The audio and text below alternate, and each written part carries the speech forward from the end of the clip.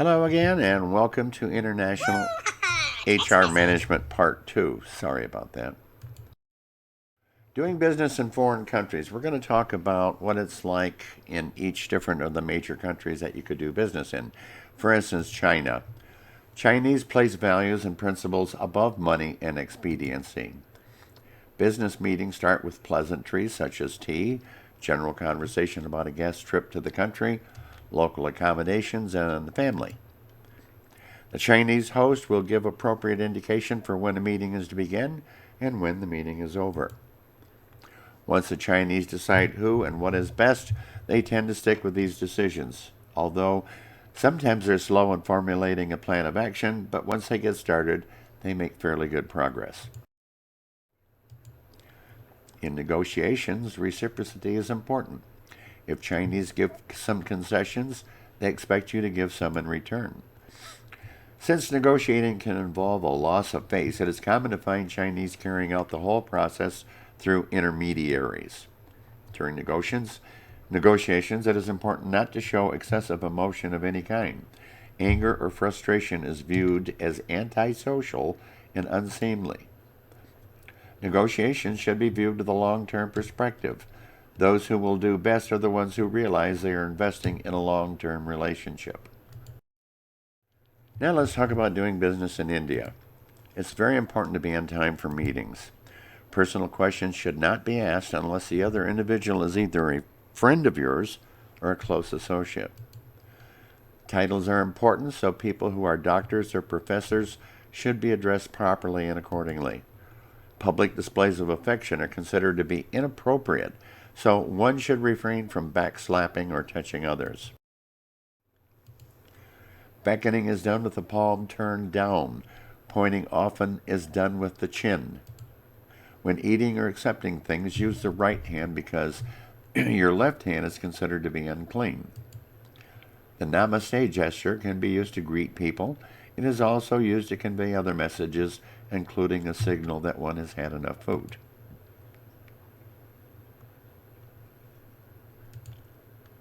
And bargaining for goods and services is very common there. Now let's go to France. Extremely important to be on time for meetings and social occasions. When shaking hands with a French person, use a quick shake with some pressure in the grip. During a meal, is it acceptable to engage in pleasant conversation, but personal questions on the subject of money are never brought up. Visiting business people should try very hard to be cultured and sophisticated. The French tend to be suspicious of early friendliness in the discussion and dislike first names, taking off jackets, or disclosure of personal or family details. When negotiating, the French try to find out what all of the other side's aims and demands are at the beginning, but they reveal very little of their own hand until late in the negotiations. French do not like being rushed into making a decision, and they rarely make important decisions inside a meeting. The French tend to be very precise and logical in their approach to things and will often not make concessions in negotiations unless their logic has been defeated. Arab countries. It's important never to display feelings of superiority because this makes the other party feel inferior. Let one's actions speak for itself and not brag or put on a show of self-importance. One should not take credit for joint efforts. A great deal of what is accomplished is a result of group work, and to indicate that one accomplished something alone is a mistake. Much of what gets done is a result of going through administrative channels in the country. It's often quite difficult to sidestep a lot of the red tape, and efforts to do so can be regarded as disrespectful for both legal and government institutions. Connections are extremely important in conducting business in Arab countries. Patience is critical to the success of business transactions. This time, consideration should be built into all negotiations. Important decisions usually are made in person, not by correspondence, not by telephone.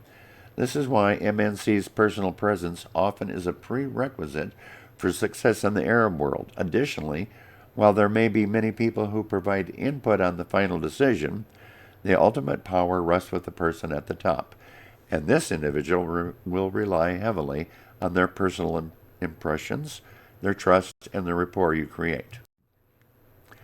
Different countries have different norms for employee compensation.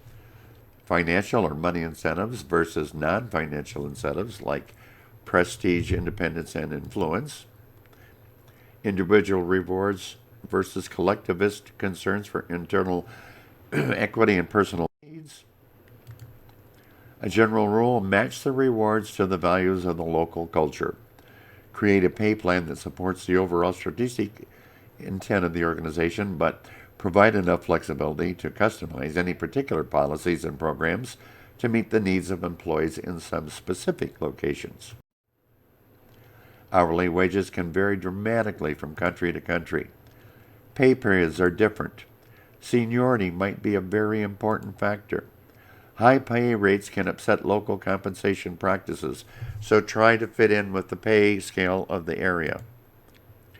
Bonuses, profit sharings, benefits, and paid leave may be more extensive and legally required in some countries. And I'm going to let you look at this chart. Now, I tell you that it was a comparison between 1997 and 2009, but you can get kind of a feel of the big change in hourly wages from one country to the next.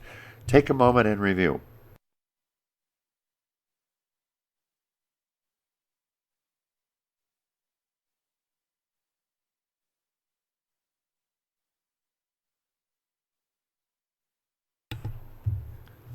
And again, you can pause here if you'd like to look at it further.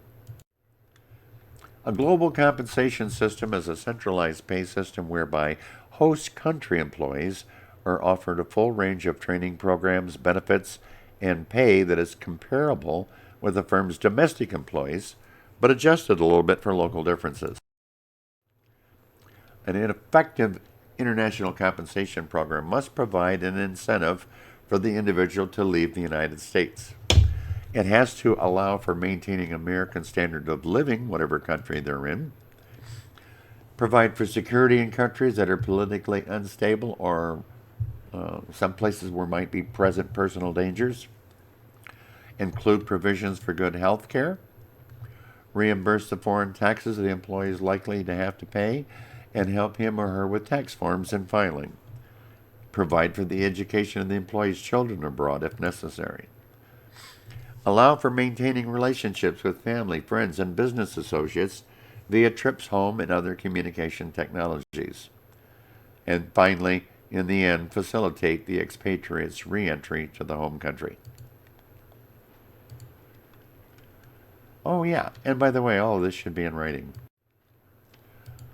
Home-based pay is pay based on the expatriate's home country's compensation practices. The balance sheet approach is a compensation system designed to match the purchasing power in a person's home country. So you need to calculate the base pay, figure cost of living allowance, add some incentive premiums, and add assistance programs. Split pay is a system whereby expatriates are given a portion of their pay in the local currency so they can cover day-to-day expenses, and a portion of their pay in the home currency so as to safeguard their earnings from changes in inflation or foreign exchange rates.